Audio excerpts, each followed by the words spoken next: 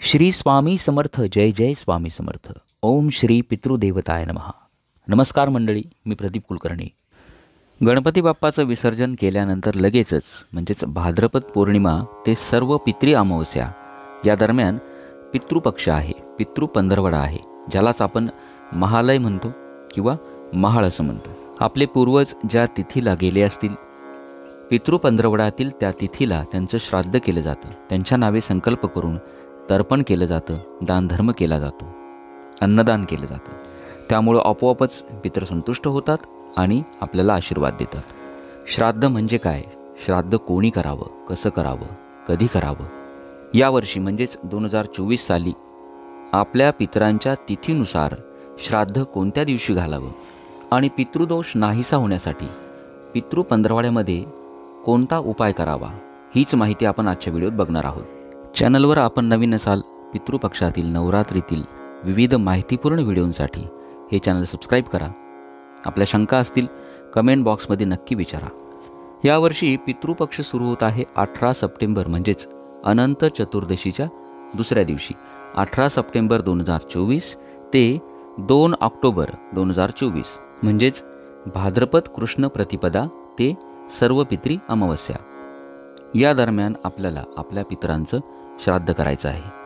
श्राद्ध म्हणजे काय? श्राद्ध म्हणजे श्रद्धेनं केलेलं कर्म. आपल्या पितरांच्या नावे त्यांच्याविषयी कृतज्ञता व्यक्त करण्यासाठी, त्यांचे आशीर्वाद घेण्यासाठी, पितृपक्षामध्ये पितरांना संतुष्ट करण्यासाठी ज्या तिथीला त्यांचा मृत्यू झाला असेल, पितृ पंधरवड्यातील त्या तिथीला त्यांच्या नावे श्राद्ध केलं जातं. तर्पण, ब्राह्मण भोजन, दानधर्म, अन्नदान, वस्त्रदान करून पितरांना संतुष्ट केलं जातं, त्यांचे आशीर्वाद घेतले जातात. याला म्हणतात श्राद्ध. जसे आपल्या कुलदेवतेचे आशीर्वाद आपल्यासाठी जीवनात महत्त्वाचे असतात, पितरांचे आशीर्वाद देखील खूप महत्त्वाचे आहेत. पितर संतुष्ट असणं महत्त्वाचं आहे.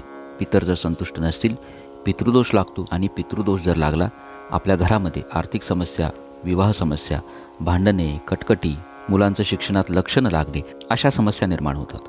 त्यामुळं आपल्यापैकी प्रत्येकानं पितृपक्षामध्ये आपल्या पूर्वजांचे श्राद्ध कर्म श्रद्धेने करा, मनापासून करा. श्राद्ध कधी करायचं? मृत्यू तिथीला म्हणजेच ज्या तिथीला आपले पितर गेले असतील, पितृ पंधरवड्यातील त्या तिथीला माध्यान्ह काळी म्हणजेच दुपारी 12 ते 1:30 या दरम्यान श्राद्ध करावं. संध्याकाळी श्राद्ध करू नका. म्हणजेच श्राद्धाचं जे जेवण असतं किंवा जे विधी आपण करणार असाल ते दुपारच्या वेळेतच करा. श्राद्ध कोणी करावे? श्राद्ध करण्याचा अधिकार जी मृत व्यक्ती असते त्याच्या मुलाला असतो किंवा त्याचा नातूही करू शकतो. मुलगा आणि नातू नसेल, पुतण्या करू शकतो. यापैकी कोणी नसेल, नात्यातील कोणीही करू शकतं. समजा 3-4 मुलं असतील, त्यातील जो ज्येष्ठ सर्वात मोठा जो असतो त्याने श्राद्ध करावं. आणि समजा मुलगाही नसेल तर विधवा पत्नी देखील आपल्या पतीच्या नावे श्राद्ध करू शकतात. श्राद्ध कुठं करायचं? श्राद्ध शक्यतो आपल्या राहत्या घरी करायचं. भाड्याचं घर असेल तरी चालेल, परंतु आपल्या घरीच श्राद्ध करावं. ज्या दिवशी आपल्या घरात श्राद्ध असेल त्या दिवशी आपल्या घरामध्ये शांतता पाळायची. घरात भांडणं तंटा होऊन द्यायचं नाही. ब्रह्मचर्य पाळायचं. रात्री श्राद्ध करताना म्हणजेच जो श्राद्ध करणार असेल त्यानं रात्री उपवास करायचा, म्हणजेच रात्री त्यानं भोजन करायचं नाही. शक्य झाल्यास शुभ्र वस्त्र परिधान करायचे. पितरांच्या नावे संकल्प करूनच श्राद्धाचं जेवण द्यायचं. संकल्प कसा करायचा याचा व्हिडिओ मी लवकरच प्रदर्शित करणार आहे, आपण तो नक्की बघावा. साधारणतः हे नियम पाळून आपण आपल्या घरी आपल्या पूर्वजांचं श्राद्ध अवश्य करावं. आता आपण बघूया 2024 साली तिथीनुसार आपल्या पूर्वजांचं श्राद्ध कोणत्या दिवशी घालायचं. यावर्षी अनंत चतुर्दशीच्या दिवशीच भाद्रपद पौर्णिमा आली आहे. त्यामुळं पौर्णिमाची तिथीला ज्यांचे पूर्वज गेले असतील त्यांचं श्राद्ध आपल्याला यावर्षी पितृ पंधरवड्यात पौर्णिमेला घालता येणार नाही. पौर्णिमा श्राद्ध 21 सप्टेंबर, 24 सप्टेंबर, 29 सप्टेंबर किंवा 2 ऑक्टोबर रोजी करावं. आता आपण बघूया तिथीनुसार आपल्या पूर्वजांचं श्राद्ध पितृ पंधरवड्यात कुठल्या दिवशी घालायचं. आपले पूर्वज ज्या तिथीला गेले असतील, पितृ पंधरवड्यातील त्या तिथीला आपण श्राद्ध करायचं. 18 सप्टेंबर रोजी महालय म्हणजेच पितृपक्ष सुरू होत आहे. ज्यांचे पूर्वज प्रतिपदेला गेले असतील त्यांनी 18 सप्टेंबर 2024 रोजी त्यांचं श्राद्ध करायचं. त्यानंतर 19 सप्टेंबर रोजी आहे द्वितीया श्राद्ध. द्वितीयात मृत्यूतिथी ज्यांची असेल त्यांचं श्राद्ध 19 सप्टेंबर रोजी करावं. 20 सप्टेंबर रोजी तृतीया महालय आहे. ज्यांचे पूर्वज तृतीयेला गेले असतील त्यांनी 20 सप्टेंबर रोजी तृतीया श्राद्ध करायचं. त्यानंतर 21 सप्टेंबर रोजी शनिवारी चतुर्थी श्राद्ध आहे. ज्यांची चतुर्थी तिथी असेल त्यांनी चतुर्थीला श्राद्ध करायचं.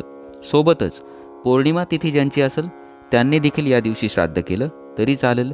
आणि या दिवशी भरणी श्राद्ध देखील करावं. वर्ष श्राद्ध झाल्यानंतरच भरणी श्राद्ध करावं. ज्यांचे पूर्वज गेल्या वर्षभरात गेले असतील त्यांनी चतुर्थी तिथीला भरणी श्राद्ध करायचं. परंतु वर्ष श्राद्ध झाल्याशिवाय भरणी श्राद्ध करू नये. वर्ष श्राद्ध झाल्यानंतरच पुढील जो पितृपक्ष येतो त्या पितृपक्षामध्ये भरणी श्राद्ध करतात. त्यानंतर 22 सप्टेंबर रोजी पंचमी आणि षष्ठी महालय आहे. म्हणजेच ज्यांचे पूर्वज पंचमी आणि षष्ठीला गेले असतील त्यांनी 22 सप्टेंबर रोजी त्यांचं श्राद्ध करावं. दोन्ही तिथींचं श्राद्ध 22 सप्टेंबर रोजी आलं आहे. त्यानंतर 23 सप्टेंबर रोजी सप्तमी महालय आहे. ज्यांचे पूर्वज सप्तमीला गेले असतील 23 सप्टेंबरला आपण त्यांचं श्राद्ध करायचं. पुढील तिथी आहे अष्टमी. 24 सप्टेंबर रोजी अष्टमी आहे. या दिवशी अष्टमी श्राद्धासोबतच ज्यांचे पूर्वज पौर्णिमेला गेले असतील आपण आपल्या पूर्वजांचं श्राद्ध 24 सप्टेंबर रोजी करू शकता. त्यानंतर 25 सप्टेंबर 2024 रोजी नवमी श्राद्ध करावं. याच दिवशी आई नवमी श्राद्ध देखील आपण करू शकता, ज्यालाच अवैह नवमी किंवा अविधवा नवमी असं देखील म्हणतात. 26 सप्टेंबर रोजी दशमी श्राद्ध आहे. म्हणजेच ज्यांचे पूर्वज दशमीला गेले असतील त्यांनी 26 सप्टेंबर रोजी श्राद्ध करायचं. त्यानंतर एकादशी श्राद्ध आहे 27 सप्टेंबर रोजी. एकादशी तिथीला ज्यांचे पूर्वज गेले असतील त्यांनी 27 सप्टेंबर रोजी त्यांचं श्राद्ध करायचं. पुढील तिथी आहे 29 सप्टेंबर. 28 सप्टेंबर रोजी श्राद्ध दिन नाही. या दिवशी कोणतंही श्राद्ध करायचं नाही. 29 सप्टेंबर रोजी द्वादशी श्राद्ध करायचं. म्हणजेच काय, ज्यांचे पूर्वज द्वादशीला गेले असतील त्यांनी 29 सप्टेंबर रोजी आपल्या पूर्वजांचं श्राद्ध करायचं. तसंच द्वादशीलाच पौर्णिमा श्राद्ध देखील आपण करू शकता. ज्यांचे पूर्वज पौर्णिमेला गेले असतील त्यांनी 29 सप्टेंबर रोजी देखील आपण आपल्या पूर्वजांचं श्राद्ध केलं तरी चालेल. पुढील तिथी आहे 30 सप्टेंबर त्रयोदशी श्राद्ध. ज्यांचे पूर्वज त्रयोदशीला गेले असतील त्यांनी 30 सप्टेंबर रोजी आपल्या पूर्वजांचं श्राद्ध करायचं. पुढील तिथी आहे चतुर्दशी महालय. तो येतो आहे 1 ऑक्टोबर रोजी. 1 ऑक्टोबर रोजी चतुर्दशी श्राद्ध आपण करावं. म्हणजेच चतुर्दशी तिथीला ज्यांचे पूर्वज गेले असतील त्यांचं श्राद्ध आपण 1 ऑक्टोबर रोजी करायचं. तसंच चतुर्दशी श्राद्धाच्या दिवशी ज्यांना अचानक अपघाती मृत्यू आला असेल, आत्महत्या केली असेल, अनैसर्गिक मृत्यू आला असेल त्यांचं देखील श्राद्ध चतुर्दशी तिथीला केलं जातं. असं जर कोणी आपल्या घरात गेलं असेल त्यांचं श्राद्ध आपण 1 ऑक्टोबर रोजी अवश्य करायचं. आणि पितृपक्षातील शेवटची आणि महत्त्वाची तिथी सर्व पितरी अमावस्या ती आहे 2 ऑक्टोबर 2024 रोजी. तिथीनुसार अमावस्येच्या दिवशी एखाद्याचा मृत्यू झाला असेल त्याचं श्राद्ध सर्व पितरी अमावस्याला केलं तरी चालतं. पितृपक्षामध्ये जर कुणाचं श्राद्ध राहून गेलं असेल सर्व पितरी अमावस्याला आपण हे श्राद्ध करू शकता. पौर्णिमा श्राद्ध देखील आपण 2 ऑक्टोबर रोजी करू शकता. तर अशा पद्धतीनं मृत्यूतिथीनुसार आपल्या पूर्वजांचं पितृपक्षामध्ये आपण त्या दिवशी श्राद्ध कर्म अवश्य करावं. आता आपण बघूया पितृपक्षामध्ये पितृदोष कमी करण्यासाठी, पितृदोष नाहीसा करण्यासाठी कुठला प्रभावी उपाय आपल्याला करायचा आहे. आपल्यापैकी बऱ्याच जणांच्या घरामध्ये भांडणं कटकटी होत असतील. आपल्या घरातील लहान मुलं त्रास देत असतील, त्यांचं अभ्यासात लक्ष नसेल. आपल्या घरात विवाह समस्या असतील, आर्थिक समस्या असतील, कष्ट करूनही पैशांची आवक होत नसेल, घरात सतत आजारपण असेल, तर या समस्यांचं मूळ कारण असतं पितृदोष. ही सर्व पितृदोषाचीच लक्षणं आहेत. कुलदेवतेच्या सेवेसोबत, देवाच्या सेवेसोबतच आपल्या पितरांची सेवा खूप महत्त्वाची असते आणि बऱ्याच वेळा आपलं त्याकडे दुर्लक्ष होतं. त्यामुळं या समस्या उद्भवतात. पितृपक्षामध्ये पितृदोष आपण नाहीसा करू शकता. आपल्या पितृतिथीला म्हणजेच ज्या दिवशी आपण आपल्या घरामध्ये श्राद्ध करणार असाल त्या दिवशी आपल्याला एक छोटासा अत्यंत प्रभावी उपाय करायचा आहे. श्राद्धाच्या दिवशी आपल्याला 5 घास द्यायचे आहेत. 5 प्रकारचं अन्नदान करायचं आहे, जे केल्यानंतर नक्कीच आपला पितृदोष कमी होईल. मग हे अन्नदान कोणाला करायचं? गाय, कावळा, मुंग्या, कुत्रा आणि गरजू किंवा भिकारी यांना आपल्याला घास द्यायचा आहे. म्हणजेच आपल्या पितरांच्या नावे अन्नदान करायचं आहे. पितृपक्षामध्ये यापैकी कुठल्याही रूपात आपले पितर येतात, आपलं अन्न ग्रहण करून संतुष्ट होतात. श्राद्ध कर्माच्या दिवशी आपण कावळ्याला किंवा गाईला किंवा कुत्र्याला जो घास ठेवतो, गाईला श्राद्ध अन्नासोबतच हिरवा चारा खाऊ घालायचा, मुंग्यांना साखर खाऊ घालायची, कुत्र्याला आपण घरात जी पोळी बनवतो ती पोळी खाऊ घाला. एखादा गरजू भिकारी असेल, आपल्या दारावर आला असेल किंवा त्या ठिकाणी जाऊन त्याला अन्नदान करून तृप्त करायचं आणि कावळ्याला न चुकता घास द्यायचा. हा प्रभावी उपाय आपण श्राद्ध दिनाच्या दिवशी श्रद्धेनं करा. नक्कीच आपले पितर संतुष्ट होतील, आपल्याला आशीर्वाद देतील, पितृदोष नाहीसा होईल.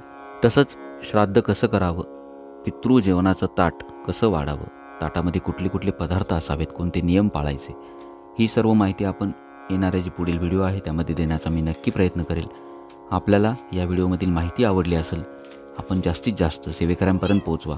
पितरांच्या संतुष्टीसाठी पितृपक्षामध्ये विविध स्तोत्र मंत्रांचं पठण करा. त्याचे देखील व्हिडिओ आपल्या या चॅनलवर मी प्रदर्शित करणार आहे.